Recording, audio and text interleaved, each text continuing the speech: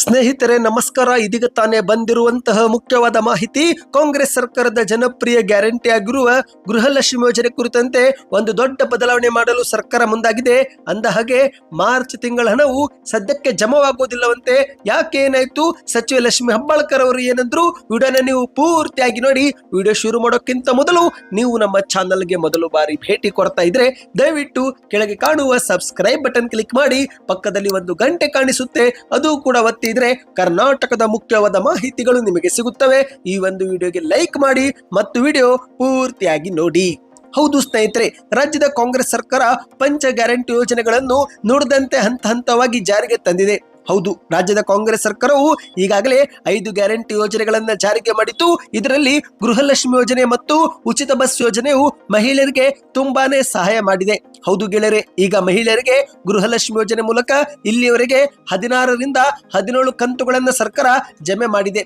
ಪ್ರತಿ ಕಂತಿನಲ್ಲಿ 2,000 ರೂಪಾಯಿ ಹಿಡಿದ್ರು ಸರಿಸುಮಾರು 36,000 ರೂಪಾಯಿವರೆಗೆ ಮಹಿಳೆಯರು ಹಣವನ್ನ ಪಡೆದುಕೊಂಡಿದ್ದಾರೆ. ಆದರೆ ಇತ್ತೀಚಿನ ದಿನಗಳಲ್ಲಿ ಗೃಹಲಕ್ಷ್ಮಿ ಯೋಜನೆ ಮಹಿಳೆಯರಿಗೆ ಸರಿಯಾದ ಸಮಯಕ್ಕೆ ಜಮೆ ಆಗುತ್ತಿಲ್ಲ.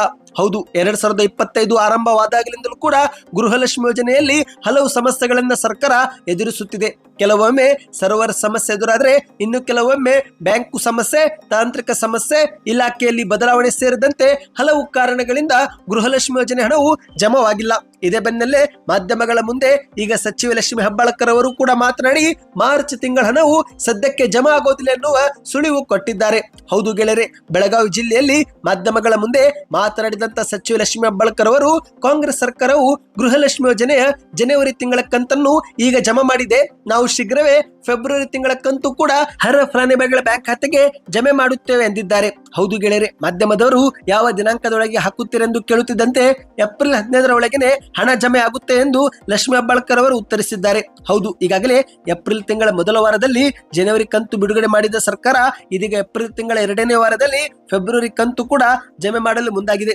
ನಿಮ್ಮ ಖಾತೆಗೆ ಇತ್ತೀಚೆಗೆ 2,000 ರೂಪಾಯಿ ಜಮವಾಗಿದ್ರೆ ಈಗ ಮತ್ತೆ ನೀವು 2,000 ರೂಪಾಯಿ ಪಡೆದುಕೊಳ್ಳಲಿದ್ದೀರಿ. ಅಂದರೆ ಸ್ನೇಹಿತರೆ, ಜನವರಿ ಮತ್ತು ಫೆಬ್ರವರಿ ತಿಂಗಳ ಕಂತು ಏಪ್ರಿಲ್ ತಿಂಗಳಲ್ಲಿ ಸರ್ಕಾರ ಜಮೆ ಮಾಡಲಿದೆ.